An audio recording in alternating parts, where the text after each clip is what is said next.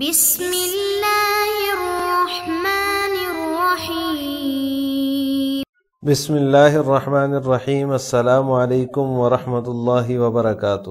عزیز طلبہ، آج مسند امام اعظم کا سبق نمبر 23 ہے اور اس سبق کے اندر ہم وضو کے کچھ مسائل کی تفصیل پڑھیں گے۔ عزیز طلبہ، سبق نمبر 22 میں ہم نے بیان و کیفیت الوضو کے تحت کچھ روایات کا ترجمہ ہم نے اور تشریح پڑھی تھی، جس میں وضو کے اعضاء کو 3 مرتبہ، اس طرح کلی کرنے کو بھی 3 مرتبہ، اور جو ہے وہ ناک میں پانی ڈالنے کو بھی 3 مرتبہ بیان کیا گیا ہے، اور اس کو آپ صلی اللہ علیہ وسلم کے وضو کا طریقہ جو ہے وہ شمار کیا گیا ہے۔ حضرت علی رضی اللہ تعالیٰ عنہ کی روایت ہے، اور اس میں مختلف طرق سے جو ہے وہ یہ روایت ہے حضرت علی رضی اللہ تعالیٰ عنہ سے، جس میں انہوں نے آپ صلی اللہ علیہ وسلم کے وضو کا طریقہ بیان کیا، جیسے کہ یہ آپ کے سامنے ہے۔ 3 مرتبہ جو ہے وہ ہاتھوں کو بھی دھویا، چہرے کو بھی دھویا، ناک میں پانی بھی ڈالا اور کلی بھی کی 3 مرتبہ۔ فرمایا ھذا وضوء رسول اللہ صلی اللہ علیہ وسلم۔ اسی طرح آگے چل کے جو ہے وہ ایک مرتبہ توضأ مرتن، یہ والی روایت بھی ہے کہ ایک مرتبہ اعضائے وضو کو دھویا۔ تو ان روایات کے تحت فقہا نے چند مسائل کا ذکر کیا ہے کہ ان روایات سے جو مسائل جو ہے وہ مستنبط ہو رہے ہیں، یا جن مسائل کا ذکر ہے اس میں فقہا کا اختلاف ہے۔ ان میں سب سے پہلا مسئلہ نمبر 1، وضو اور غسل میں مزمزہ اور استنشاق کا حکم ہے۔ مزمزہ کلی کرنے کو کہتے ہیں، اور استنشاق ناک میں پانی ڈالنے کو۔ تو اب وضو میں اور غسل میں اس کی کیا حیثیت ہے، اس بارے میں فقہا کا آپس میں اختلاف ہے۔ امام احمد بن حنبل رحمہ اللہ تعالی فرماتے ہیں کہ وضو اور غسل دونوں میں مزمزہ اور استنشاق واجب ہے، یعنی وضو میں بھی واجب ہے کلی کرنا، ناک میں پانی ڈالنا، اور غسل میں بھی یہ دونوں چیزیں جو ہے کلی کرنا اور ناک میں پانی ڈالنا واجب ہے۔ امام شافعی اور امام مالک رحمہ اللہ تعالی فرماتے ہیں کہ وضو اور غسل دونوں میں مزمزہ اور استنشاق دونوں سنت ہیں، یعنی وضو میں بھی سنت، غسل میں بھی سنت، مزمزہ بھی اور استنشاق بھی، یعنی کلی کرنا بھی اور ناک میں پانی ڈالنا بھی۔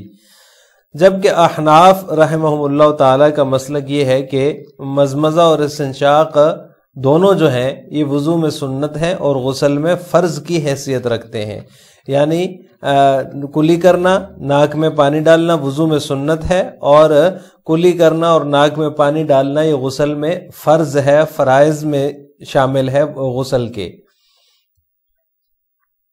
تو لہٰذا احناف کی جو غسل میں فرض کی دلیل ہے وہ قرآن کریم کی آیت ہے وَإِن كُنتُمْ جُنُبًا فَطَّهَّرُوا۔ یہاں پر مبالغہ کا صیغہ استعمال ہوا ہے کہ جو ہے غسل میں طہارت جو ہے وہ وضو سے غسل کی طہارت وضو سے زیادہ ہے، یعنی وضو میں جو ہے وہ اتنا مبالغے کا صیغہ استعمال نہیں ہوا، بلکہ جو ہے غسل کے لیے اگر تم جنبی ہو گئے ہو، یعنی غسل واجب ہے، غسل فرض ہو گیا ہے، تو اچھی طرح سے طہارت حاصل کرو۔ تو یہ مبالغے کا صیغہ لا کر بتا دیے کہ جو ہے وہ اس کا مطلب یہ ہوا کہ جو ہے وہ غسل میں فرض ہوگا مزمزہ اور استنشاق، کیونکہ وہاں پر زیادہ طہارت کی ضرورت ہے۔ اسی طرح دوسری دلیل یہ ہے کہ حدیث میں آتا ہے کہ ہر بال کے نیچے جنابت ہوتی ہے، بالوں کو دو اور جلد کو بھی، یعنی جو بال ہیں ان کے نیچے بھی جنابت ہوتی ہے، اچھی طرح سے غسل کرنا چاہیے۔ تو اس سے بھی پتہ چلتا ہے کہ غسل کی جو طہارت ہے وہ وضو سے زیادہ ہے، اس لیے جو ہے یہ چیزیں جو ہیں وہ مزمزہ اور استنشاق یہ غسل میں فرض ہوگا۔ جہاں تک بال جو ہے وہ ہوں یا چمڑی نظر آ رہی ہو، جلد نظر آ رہی ہو، وہاں تک پانی کا پہنچانا ضروری ہے، بالوں کو بھی تر کرنا ضروری ہے اور جلد تک پانی پہنچانا بھی ضروری ہے۔ جبکہ وضو میں سنت ہونے کی وجہ یہ ہے کہ قرآن کریم کے اندر جو وضو کے 4 فرائض بیان کیے گئے ہیں وہاں پر نہ مزمزہ کا ذکر ہے اور نہ ہی استنشاق کا ذکر ہے، اس لیے غسل میں احناف کے نزدیک یہ فرض ہوگا، جبکہ وضو میں سنت ہوگا، یعنی استنشاق کرنا بھی اور مزمزہ کرنا بھی وضو میں سنت ہوگا۔ یہ پہلا مسئلہ ہے وضو اور غسل میں مزمزے اور استنشاق کے حکم کے حوالے سے۔ دوسرا مسئلہ جو ان روایات سے ثابت ہوتا ہے وہ مسح کا ہے کہ مسح راس جو ہے یعنی سر کا جو مسح ہے اس میں تسلیس ہے یا پھر ایک ہی مرتبہ ہے. یعنی سر کا مسح جس طرح دیگر اعضاء وضو کو 3 مرتبہ دھونا ضروری ہے یا سنت ہے، اسی طرح سر کا مسح بھی جو ہے وہ 3 مرتبہ کرنا سنت ہے یا ایک ہی مرتبہ کرنا سنت ہے.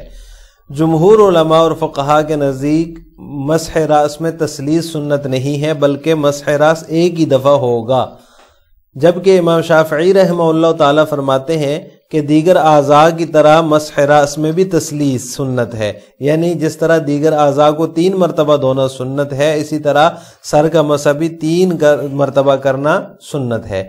امام شافعی رحمہ اللہ تعالیٰ کی دلیل حضرت عثمان رضی اللہ تعالیٰ عنہ کی روایت ہے جو ہم نے گزشتہ سبق میں سبق نمبر 22 میں پڑھی ہے، جس میں مسح راس کا 3 مرتبہ کا ذکر ہے. یعنی حضرت عثمان نے جو روایت نقل کی ہے رضی اللہ تعالیٰ عنہ نے، اس میں یہ ہے کہ سر کا مسح 3 مرتبہ انہوں نے کیا اور اس کو جو ہے وہ آپ صلی اللہ علیہ وسلم کے وضو کا طریقہ قرار دیا. تو لہٰذا وہ اس روایت سے استدلال کرتے ہوئے کہتے ہیں کہ 3 مرتبہ سر کا مسح کرنا سنت ہے.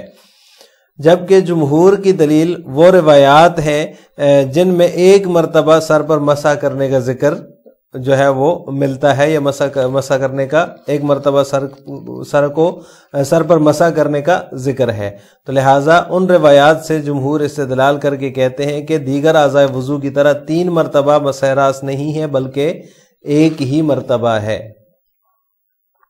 کیونکہ جو 3 مرتبہ مسح راس والی روایات ہیں وہ سنداً محفوظ نہیں ہیں، ان کی سند جو ہے وہ ضعیف ہے، صحیح نہیں ہے ان کی سند. اس لیے جو ہے وہ جمہور نے جو مسلک اختیار کیا ہے وہ 1 مرتبہ مسح کی روایات پر عمل کرتے ہوئے کیا ہے.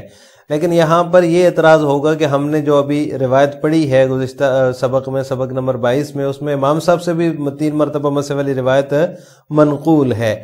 تو اس میں اس کا جواب یہ ہے کہ امام صاحب جو ہے وہ انہوں نے جو بات ان تک پہنچی وہ انہوں نے دیانت کا مظاہرہ کرتے ہوئے آگے اس کو نقل کر دیا. لیکن چونکہ دوسری روایات جو ہیں وہ جو 1 مرتبہ مسح والی ہیں وہ زیادہ مضبوط ہیں اور سند کے لحاظ سے جو ہے ان کی سند عالی ہے، اس وجہ سے جمہور کا مسلک جو ہے وہ 1 مرتبہ مسح کا ہی ہے، جب امام صاحب کا بھی مسلک 1 مرتبہ مسح کا ہی ہے، 3 مرتبہ مسح کا نہیں ہے. اس لیے امام صاحب جو ہے وہ اس روایت کی توجیہ کرتے ہیں، وہ یہ ہے کہ 3 مرتبہ کا ذکر تو ہے لیکن وہ 3 مرتبہ کو راوی نے اس طرح شمار کر لیا حالانکہ وہ 1 ہی مرتبہ ہے. اس پر بحث ہم گزشتہ سبق میں بھی کر چکے ہیں، یعنی کہ نیا پانی بھی نہیں لیا اور سر سے ہاتھ کو بھی نہیں ہٹایا، تو یہ 1 ہی مرتبہ ہے. 3 مرتبہ آگے پیچھے گھمانے سے وہ 3 مرتبہ نہیں بنے گا بلکہ 1 مرتبہ ہی ہے. تو لہٰذا اس روایت کی توجیہ امام صاحب کی طرف سے یہ کی جاتی ہے. اسی طرح تیسرا مسئلہ جو ان روایات سے ثابت ہوتا ہے اس میں بھی جو ہے وہ پھر اس کی کیفیت میں فقہا کا اختلاف ہے کہ مضمضہ اور استنشاق کی کیفیت کیا ہوگی.